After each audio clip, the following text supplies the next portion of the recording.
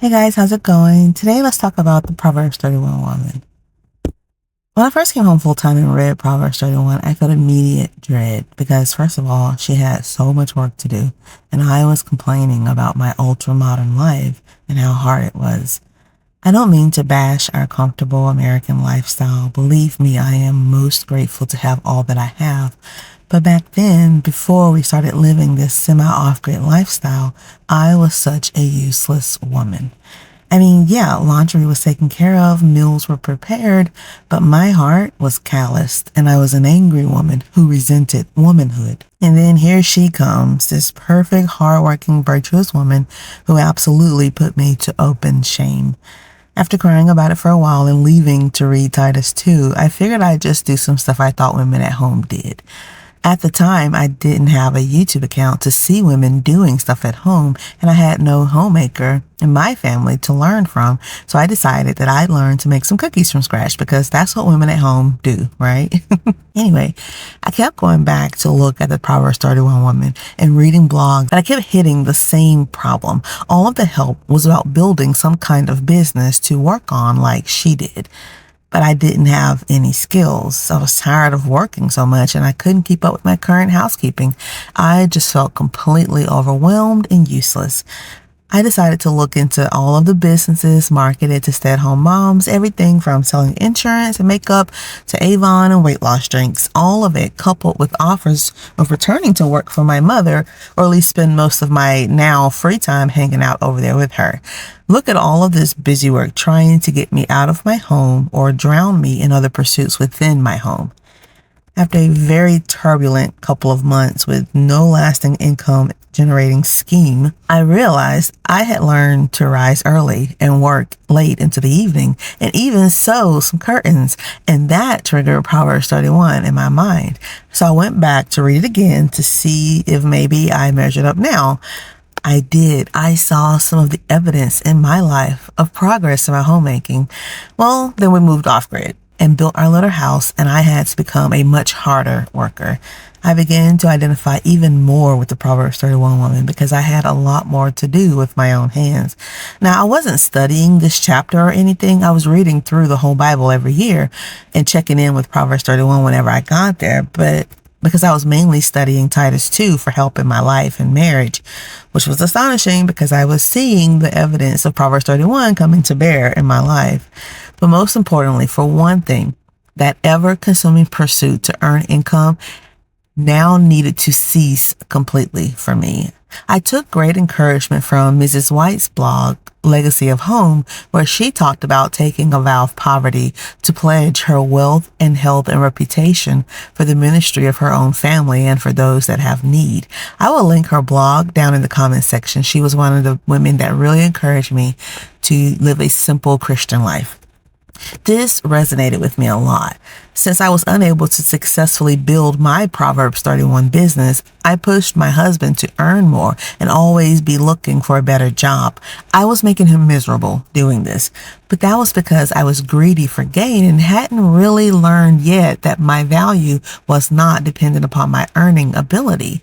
So after praying on this and listening to my mentor, Mrs. White, I decided that I too would take a vow of poverty, meaning that even if we became poor, because I decided to be a full-time homemaker like God instructed in the book of Titus, I would still trust in the Lord, and whatever my husband earned would be enough for us to live on.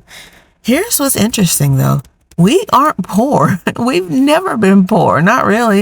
In fact, my husband's income has literally doubled since I've been home.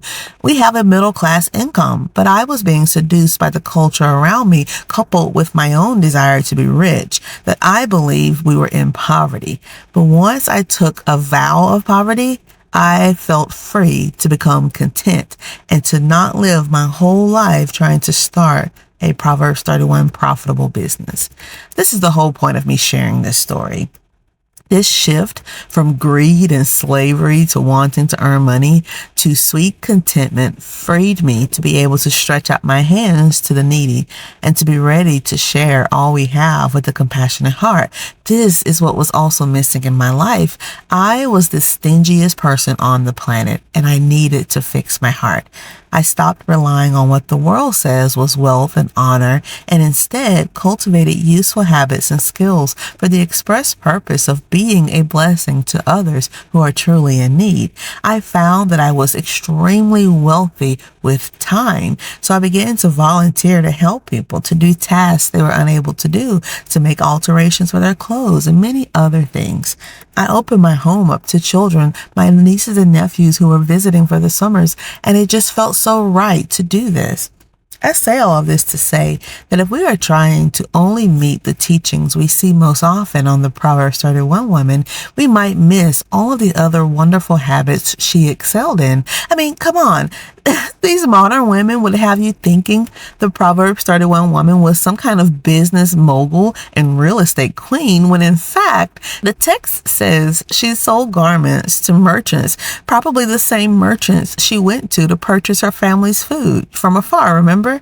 She was selling useful items to the grocery store or Facebook Marketplace. She was not running some multi-level marketing businesses, signing people up under her, and she definitely didn't have a brick and mortar or even a pop-up shop.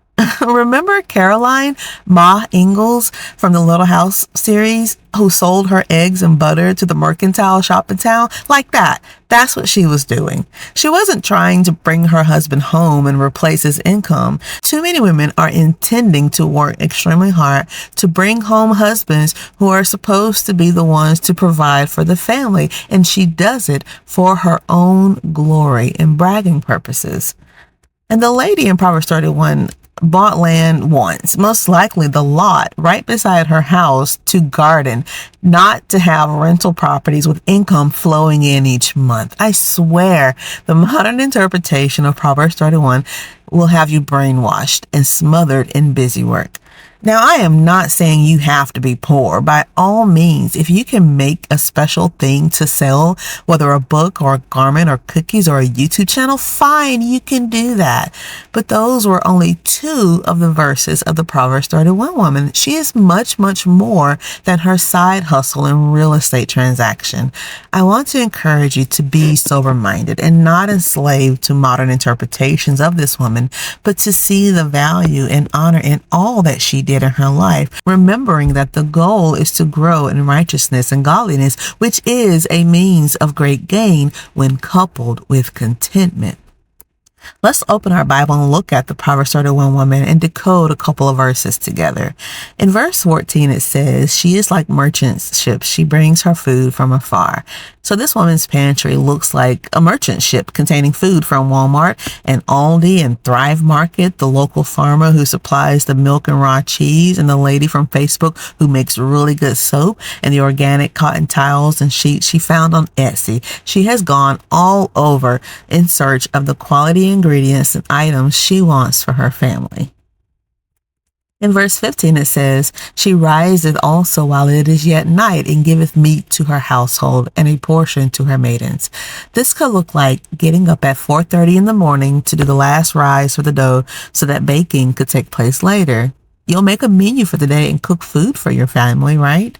The word portions means prescribed tasks. So while you may not have human services, well, you have children that you set to task with their chores, but you have appliances which serve you. You could get the first load of laundry in the washer, locate your clips for the clothesline, set out the crock pot so you'll have dinner ready later on, make sure the lawn man takes care of the yard this week, and the trash makes it to the pickup location in time. You have servants in your home that you set to work each day to assist you in the management of your home. Okay, one more verse. In verse 17, it says, she girdeth her loins with strength and strengtheneth her arms. This looks like the woman who is strong.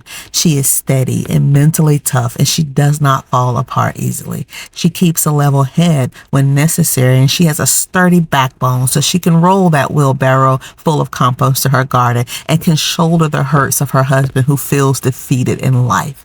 And she has strong arms for hand kneading dough or hauling a 14-pound baby in her car seat or removing her large soup pot down off the top shelf. She is not so weak and fragile that she requires assistance all the time, but she has strong arms and strong determination to do her tasks for the day and support her family. See how simple and practical the teachings are in Proverbs 31? They are fitting for any generation of believing women and need not cause much anxiety or fear for the woman of God who is more serious about holiness and less worried about gaining wealth.